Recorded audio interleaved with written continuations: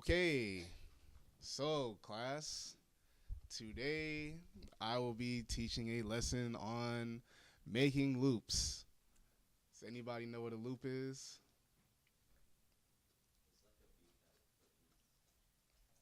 Yes, it can be a beat, but in this sense, we're making a musical composition. So, how I've gotten how I've got a lot of my placements is by sending loops to other producers. And sometimes those producers will send my loops to other producers. And that's basically how I ended up getting my first major label placement with Drake on More Life. Um, oh yeah, all good.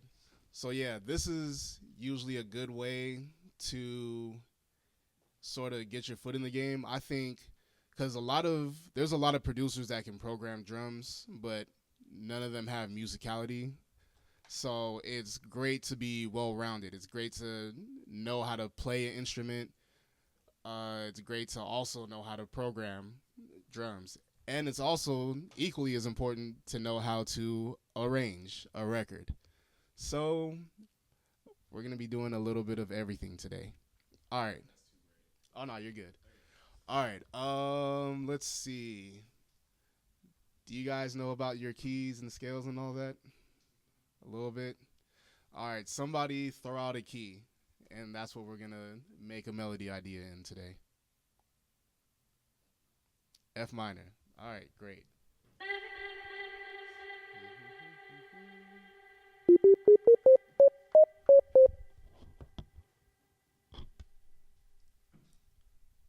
All right, I'm gonna keep this right over yonder.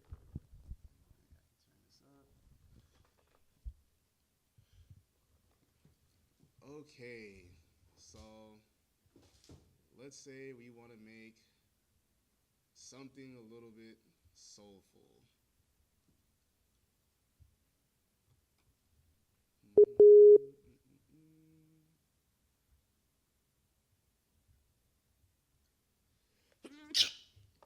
Thank you. All right, let's open up the piano.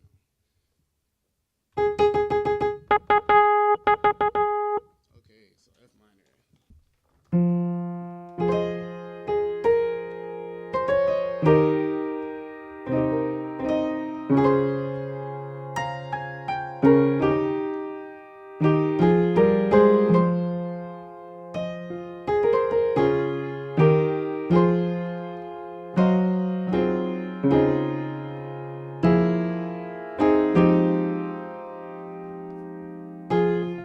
Okay. Somebody give me a BPM. We got 115, we got 135, 120. All right, let's do 120.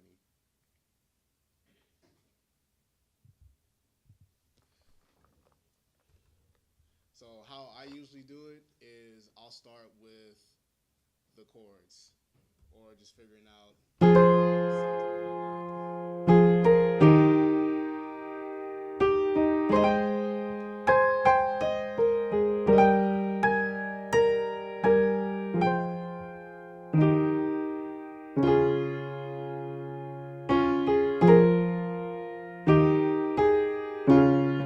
okay, let's try that.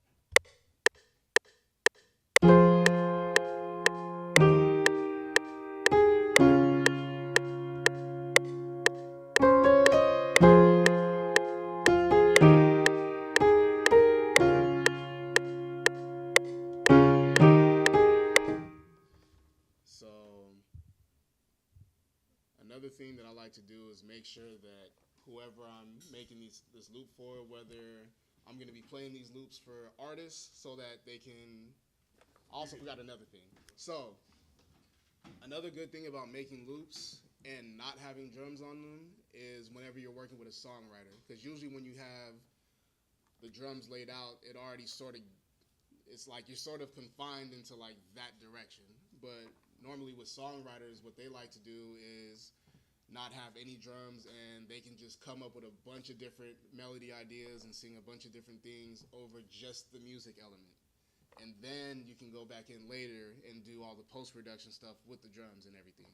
So, what I like to do, if whether I'm sending this out to a producer or if I'm sending it out to a songwriter, I like to have at least two different sections.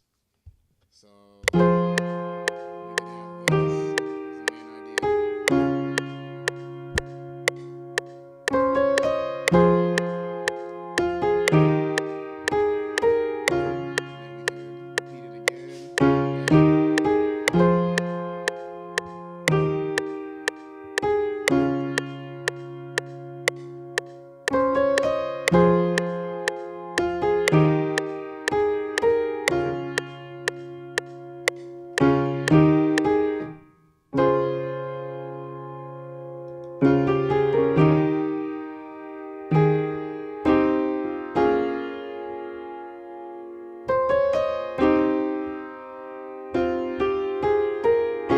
Yeah, so we could do something like that.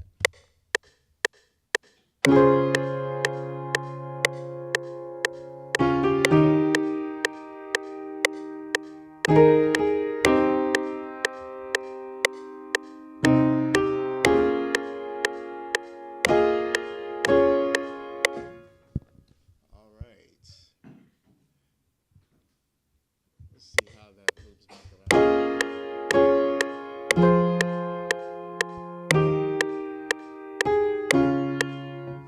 All right, good. So that loops back around pretty nicely. Now we'll add some Rhodes.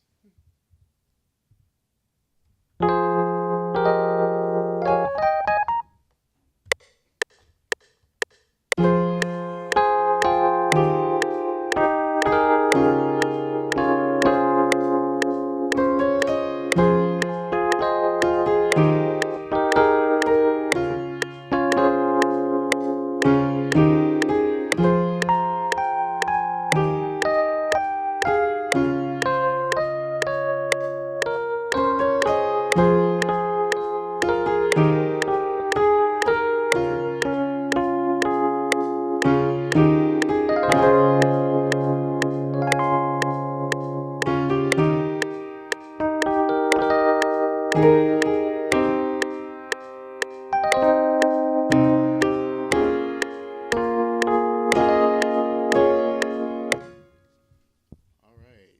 So now we have our Rhodes. Next thing I usually like to do after that,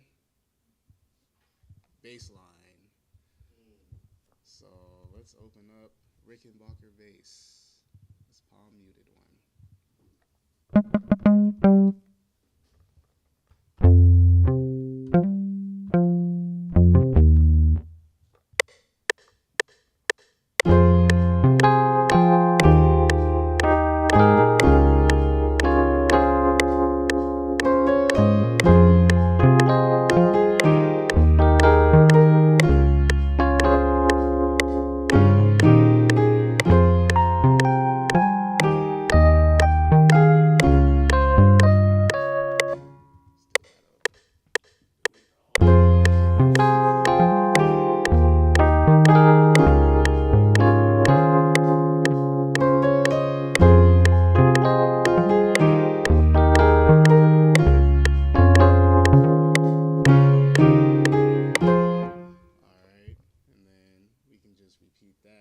You guys know about hotkeys, hotkeys and stuff? Okay, I was just trying to teach him some. Okay, so on a PC, I think it would be Control B. So let's say I just want to fly that over again, and you can do that a multitude of times, however many times you need. But Control B. It's like my favorite hotkey. Okay. Now let's figure out the bass for this section.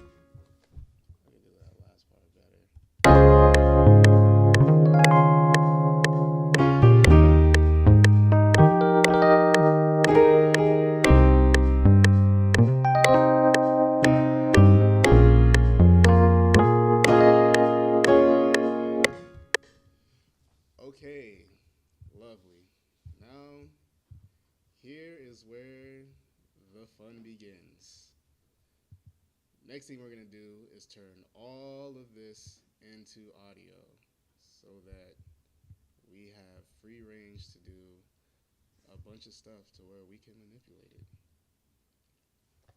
Wait, do you use the hotkeys for that? So the hotkey sometimes works, it sometimes Oh, doesn't. sometimes it doesn't. Yeah, which is annoying. That is annoying.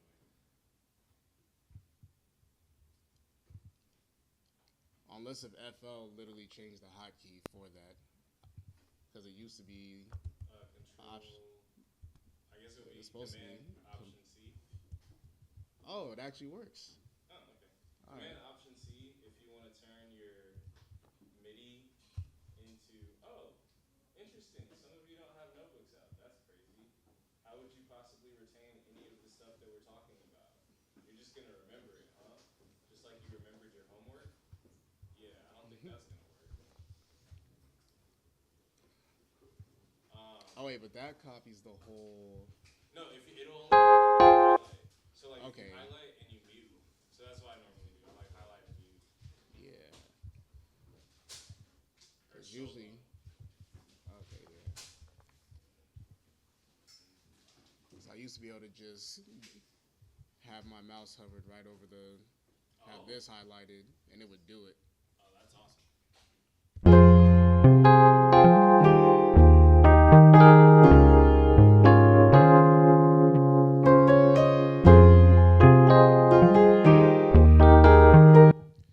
Okay. Next thing we need to do is label these so we know what we are editing with. So this is our live bass.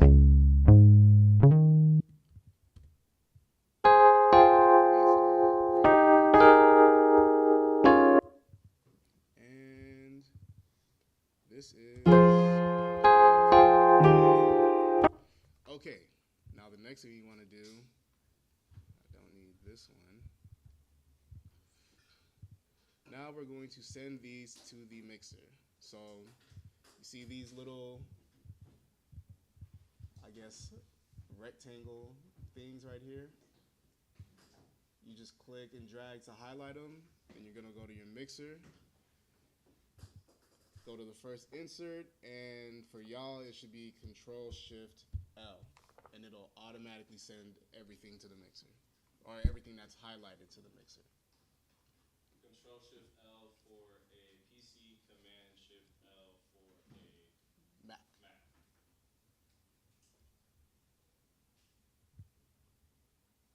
Can you see okay from over there? Yeah. Okay, just making sure. All right. So now we start to get into the effects. Okay, so pay very close attention because I haven't told you guys too much about effects. I know Ogosh talked about effects a little bit, but some of you weren't even here for that. So make sure that you're paying attention to this part. So the one of the most important things about making loops is sound design. Like, yeah, it sounds okay now, but really it's all dependent upon how you sound design your sounds. So let's focus on the piano. So let's say we want to make it sound like it's from the 70s. I have this PST called Tape Mellow.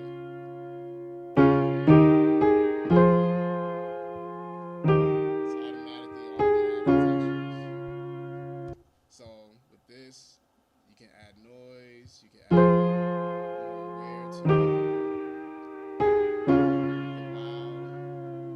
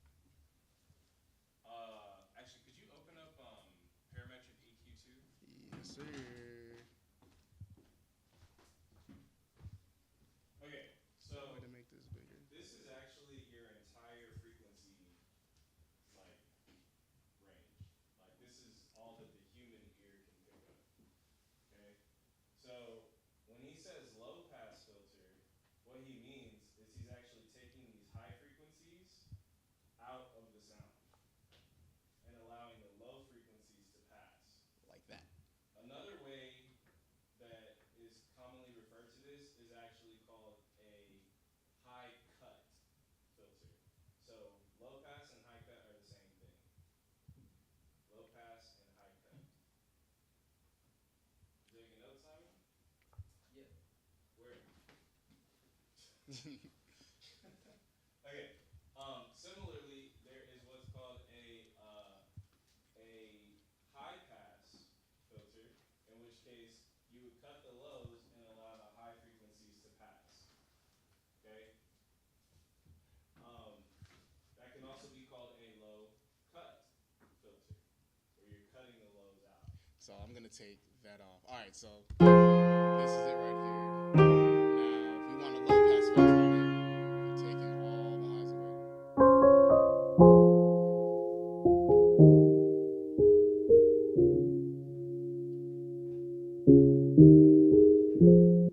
And high pass, all the lows are gone. So I'm gonna tell you guys right now, I can't think of a single beat that I made where I didn't do this to some degree. Like this is the most common. It's like the most common technique. Yeah, it's one of the most common techniques that you're gonna use. In some instances, you might even just use it just to cut out extra noise, like from something, um, and to help it sit in the mix in the end. What's up? What did you open to get to that? It's Fruity Parametric EQ2. You guys do have this one. The one that he opened, this one you don't have, but Wait, this what's one it you called? do have. Fruity Parametric EQ2. Just click on it once to open it. So you gotta What's it click called on the again? slot Yeah, right you click on the here, slot and then you and then locate. Okay. right here. And this is gonna be up. Like this whole thing is gonna be up on the website for you guys to read. It's the craziest thing. Okay, so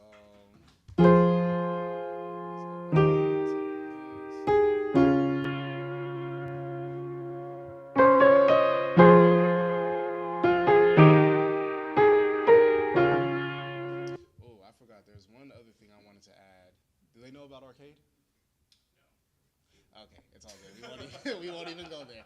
They don't. All right, it's all good.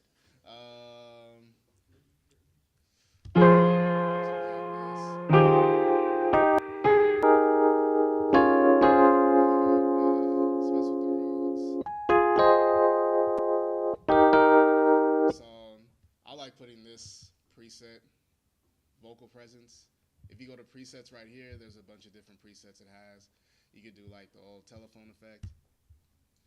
This is actually called, even though it's called a telephone effect here as a preset, this is called a band pass. Anybody have any idea why? Why would they call this a band pass? Go for it. So I feel like they call it a bandpass because the thing that's inside that little line,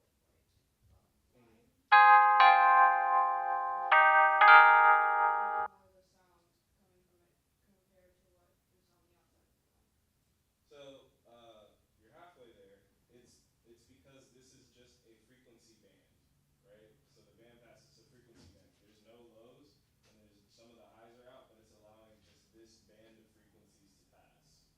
Okay, so if you see this, or you create this yourself, it's called a band pass.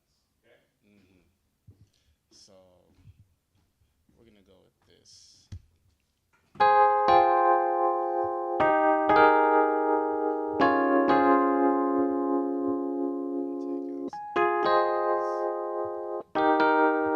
Also, whenever you have any type of music with a lot of low frequencies, if you have, let's say like you have something that has an 808 or a bass in it already, you're gonna want to take away the low frequencies within the other instruments. That way, it doesn't muddy up your low end in the mix. So.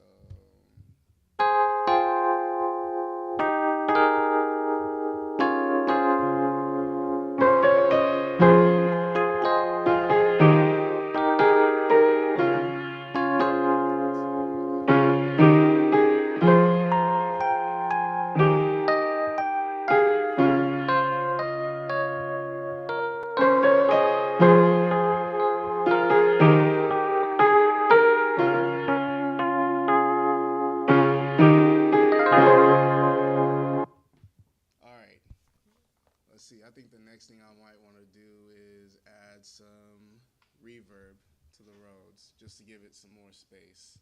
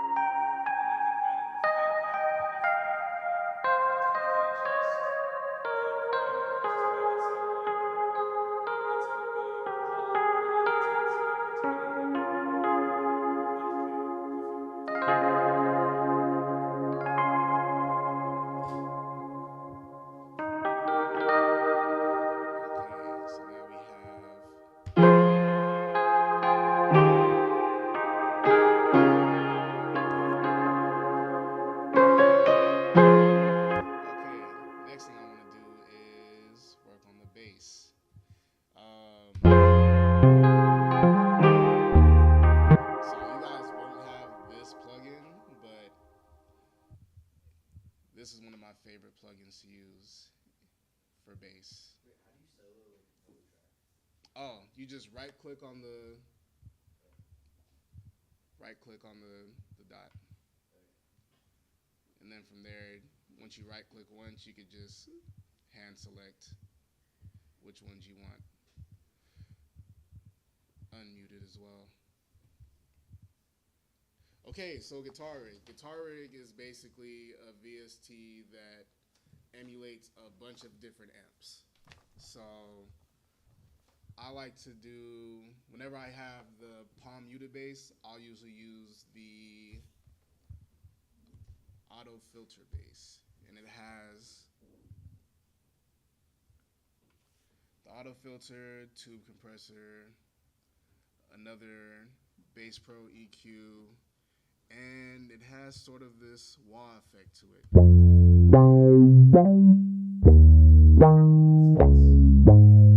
Reminds me, this is like the main preset I use. So it sort of gives like that 70s feel.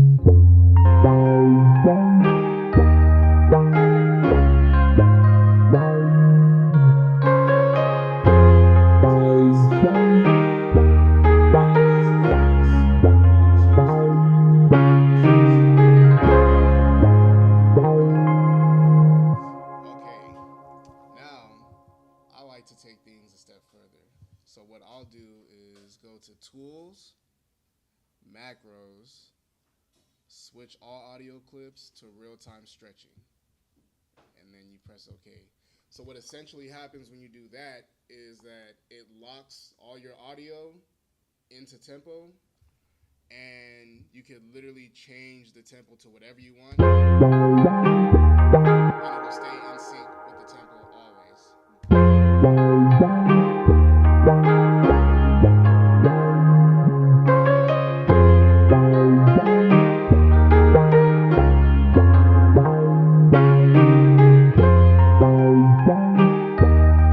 Alright, so let's say now. What's up?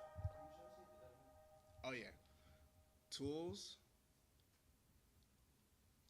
I see one person writing it down. macros,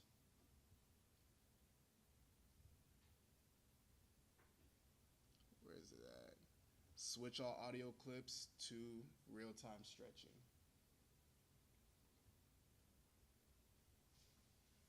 Now the reason that's important is like if he just left it as the MIDI would automatically adjust, but audio doesn't function that way. So you actually have to do that in order to make sure that everything stays in sync. Yes.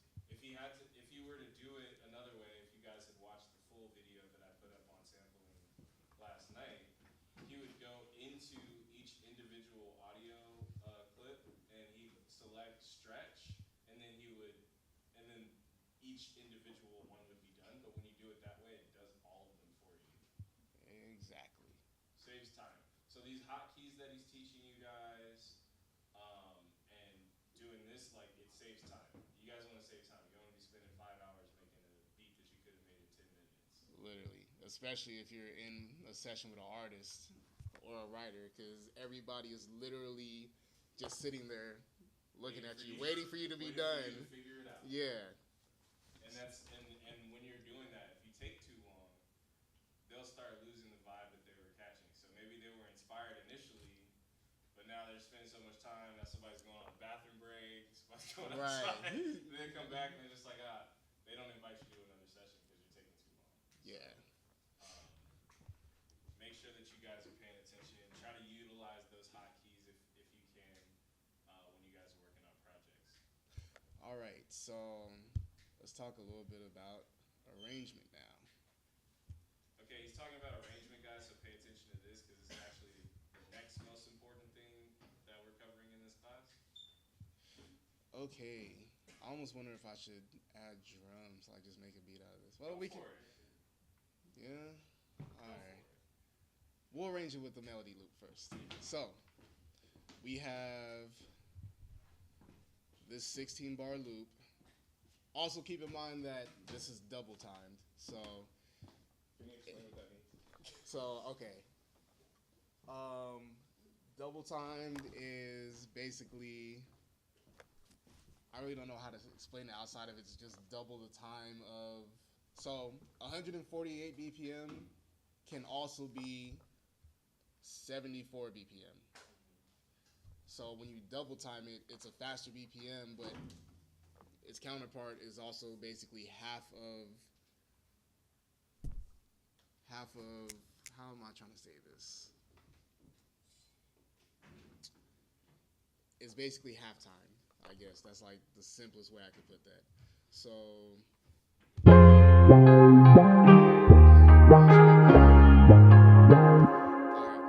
let's get into the arrangement. So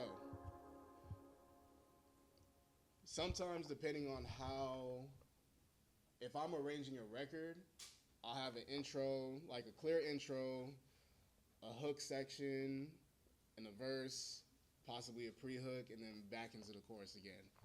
But for the sake of us making a loop, usually what I do is I give them everything up front. That way, when they're listening to loops, it's like, okay, this is everything that's going on. Do I like this or not? Because most people will make their decision within 5 to 10 seconds of whether they like something or not, and then they'll just skip. So, whenever you're making loops, either for a writer or for another producer, you want to make sure it's as captivating as possible.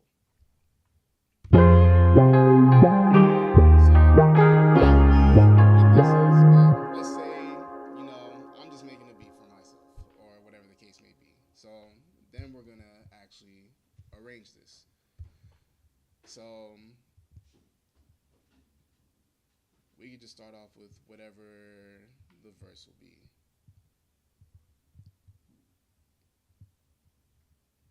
So we have.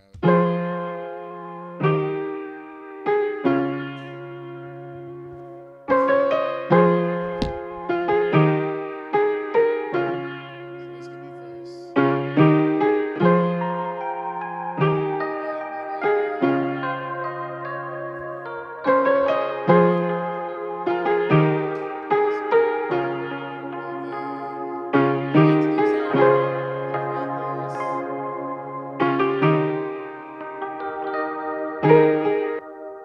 Let's move this here. So we'll give them the bass as well in the pre-chorus.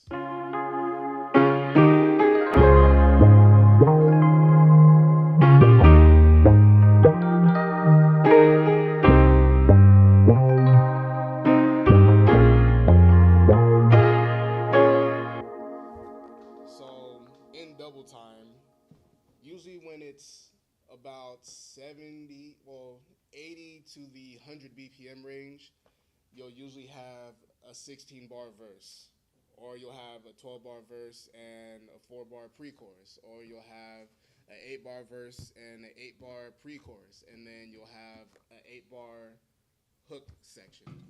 Okay, I'm gonna write this down for you guys because this is actually pretty important and industry standard stuff. So you might have your intro, and with your intro, you might be looking at. Well, in certain instances, you can just start it. Yeah. You can just start the song, and like he was saying, he would put all of these different sections maybe first, so that you can hear all those sounds. So that's one option. One option is just start it. But another option might say intro would be 4 bars. Oh yeah. Also another thing to note: you do not want to have a long intro. Yeah, no. Trust me. If you have, I've heard people that had 16 bar intros, 8 bar intros, and the artist will literally skip it and be like, next beat. And it's like, dang, you didn't even get to hear all the other stuff. Yeah, all the amazing stuff that I did. Yeah, They so skip over it. So you maybe want your intro to be 4 bars. If you're gonna push it, no more than 8, like 8 maximum.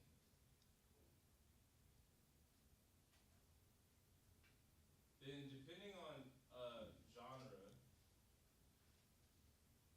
your verse might be 8 bars. It might be 16 bars.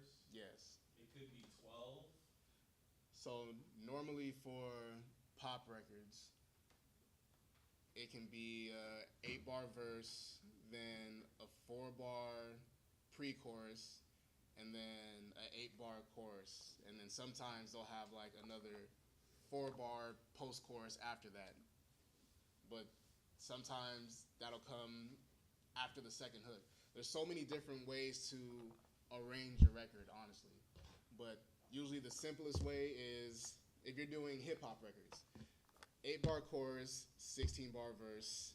You might even omit the pre-chorus. You might not even need Yeah, it. there might not even be a If pre-chorus. it's pop song, if it's pop music, then they're more likely to do pre-chorus. Rock music also will do pre-chorus. And R&B as well. R&B as well. And that pre-chorus might be what, eight, four, Yeah, 4 bars? about 4 Yeah, bars. 4 bars. And we'll just put this is genre specific.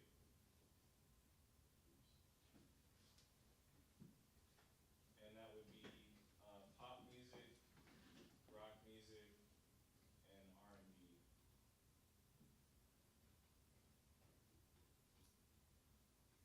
And then your chorus, like 95% of the time, is going to be 8 bars.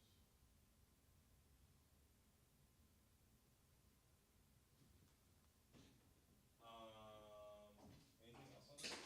I guess there's bridges. Oh yeah, the bridge could be usually 8 bars. Yeah. Or 4 bars, but usually 8 bars. Yeah, usually 8 bars for a bridge. And the bridge usually will go before the very last chorus. And then if you do an outro and you don't just fade out, I don't know. Whatever, There's no, yeah, whatever, yeah. There's It's no rule. yeah, there's no rule for that one. rules Yeah, for that. Like it's whatever feels great. whatever feels great. But for the most part, you're gonna stick to these. This being genre specific, intro, verse, chorus, and even bridge is sometimes genre specific. Um, so I would say the most important ones are gonna be the chorus for sure, the verse for sure, and the intro. Okay. Any questions on that? Yes, sir. What's a verse and pre-chorus? So the verse is going to be essentially like the main portion that the vocalist, if there is a vocalist, is going to be doing stuff. It's a little bit more stripped down. In this instance, could you like do Yeah. this real quick? I got you. Let me just move So in this instance, this is your verse, right? It doesn't have everything, but it has a little bit. And you might sprinkle some things in and take things out. This is just a super simplified arrangement. You have an intro that's 8 bars right here. Looking at these boxes is one, well, this is four. 1, 2, 3, 4, 5, 6, 7, 8. And then the chorus, and then, I'm sorry, then the verse, and then the chorus. So it's just 8, 8, 8 in this instance. But we're also double timed, so That's yeah. right, yeah. So it's like you have to basically think in doubles at that point. So So it would be 4. yeah. So technically this would be.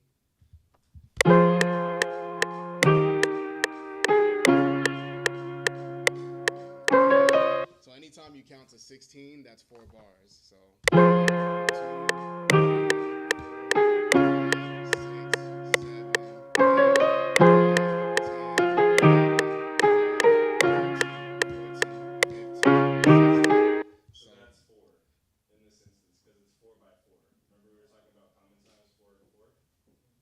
But let's put this at like 90 BPM and count it. 1, 2, 3, 4, 5, 6, 7, 8, 9, 10, 11, 12, 13, 14, 15, 16. That's So 4 this is 4 bars. bars right here in that instance. You guys getting the timing aspect of it? So it's usually dependent upon the BPM. A lot of trap music is in the 120 to 160 BPM range. So it'll usually follow this format of 12 bars. And there usually isn't a pre-chorus or anything of that nature in trap music. There can be, but I rarely see it. Yeah. So let's go back to 148 BPM. So verse.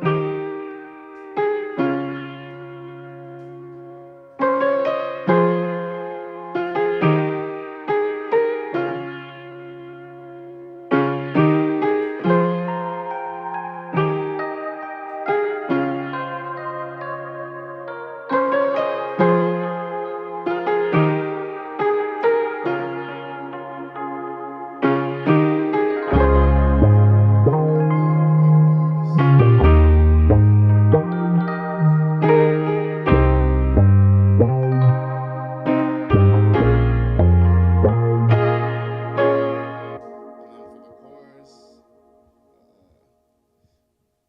we could essentially, wow, why are these? Oh, I'm pressing the wrong thing. For the chorus, what I'll do is I'll take the verse and add the bass here and have the other rows that I played going.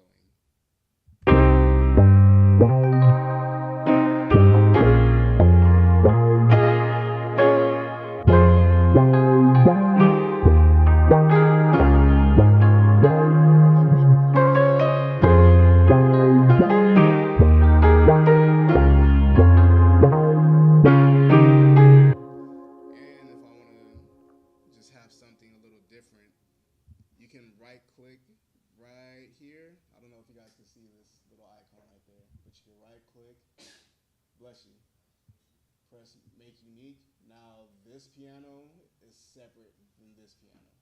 So I can go into the properties here, click on the wrench, and I could change this to an octave up. So let's hear it now.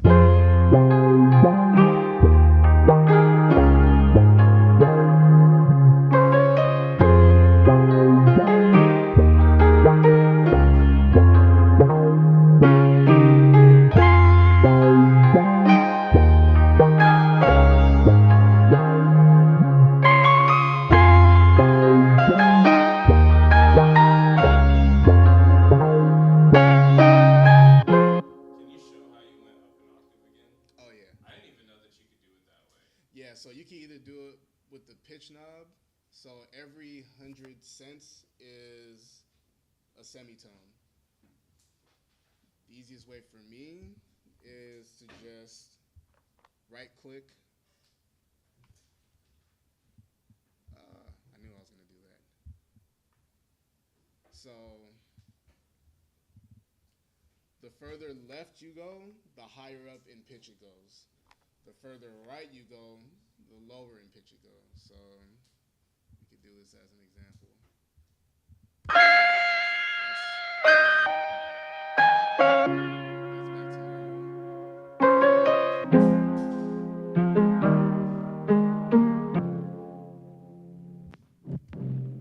yeah, and you get the point.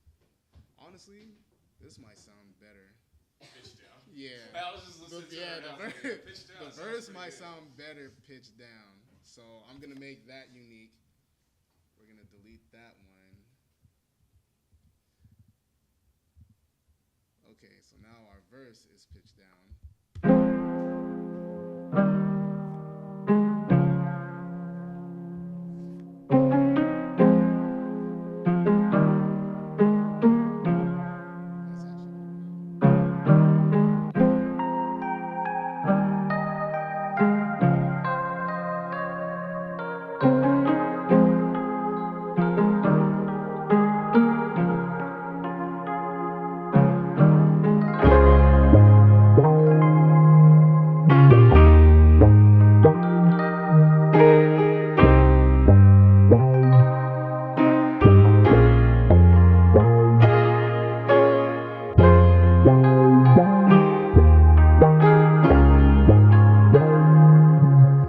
That's So now you basically have your structure. The verse section, pre-chorus, and the hook. so we only got about 10 more minutes. All right. I don't know what you want to do. Uh, I'll show him one more thing. Okay. Okay, let me actually undo that. Okay. Also, you can consolidate everything that we did into one waveform. So with that, it's going to be Control Option C. And as you can see, it's all highlighted. Hit start. Okay. Now, another thing I like to do with this, we can set this to stretch. Let's put this in the mixer. So remember how I said every half cents is a new semitone, or every 100 cents is a semitone. Okay, and semitone and interval is all the same, right? And half tone. Yeah, literally just a step or a half step. Semitones are half steps. Okay, so I'm gonna use this and I'm gonna pitch it up 400.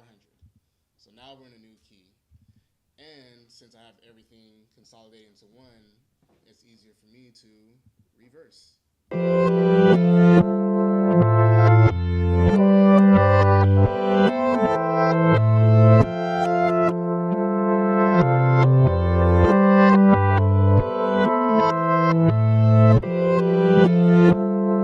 And so now I'm going to make another one, and I'm going to make this unique, and I'm going to pitch this one up a whole octave.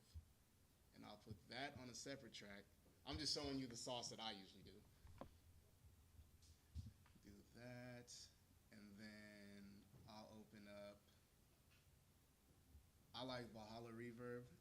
You guys don't have this, but No, but there's another reverb that they make that is free, though. yeah. Yeah, I'm trying to think of what it's called. So this is also another reverb that I like to use. So yeah, we'll have this. This session's looking a little messy. Oh my God, we forgot the most important thing. Save. Save. Okay. I was gonna say that earlier. Then. Yeah, I definitely forgot to save. Very important. I like saving everything as a zip loop, zip song file. That way, if you're moving your files to a new laptop or anything, everything will be in the zip loop. Okay, so we will just call this class demo 626. All right, so now we have.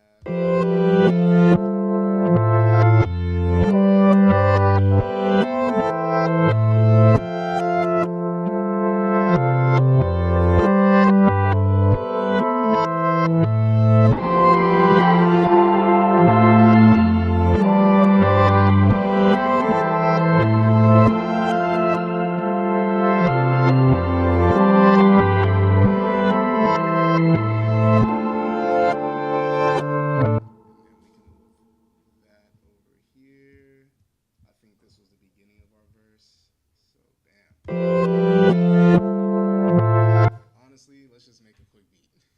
Quick beat. Quick beat time. Thank God I'm in FL because this would have took forever in Ableton. Are you like proficient in Ableton right now? Yeah, I think I'm proficient enough. I'm working on it. Yeah, it's once you get past the learning curve.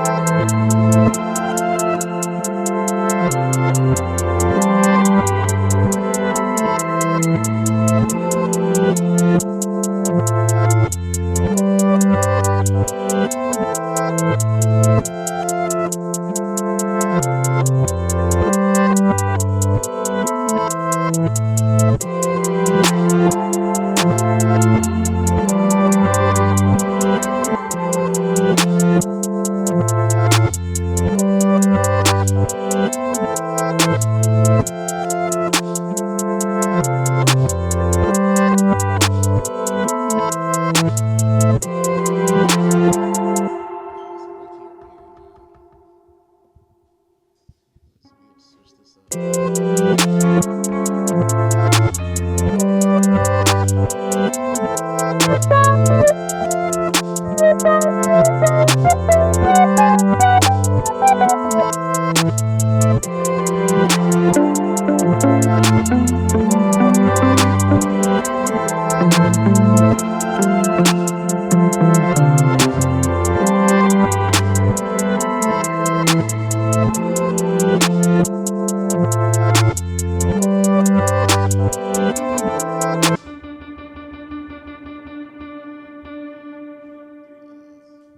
right.